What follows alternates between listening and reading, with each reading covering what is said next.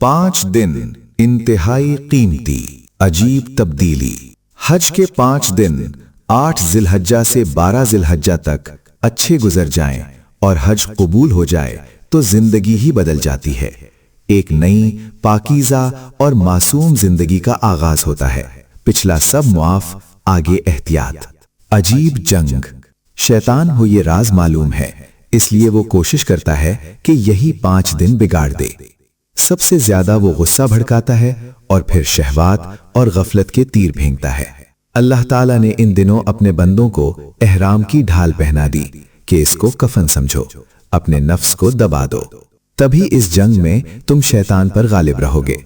गुस्सा हराम, शहवत हराम, लड़ाई झगड़ा हराम और सुस्ती हराम।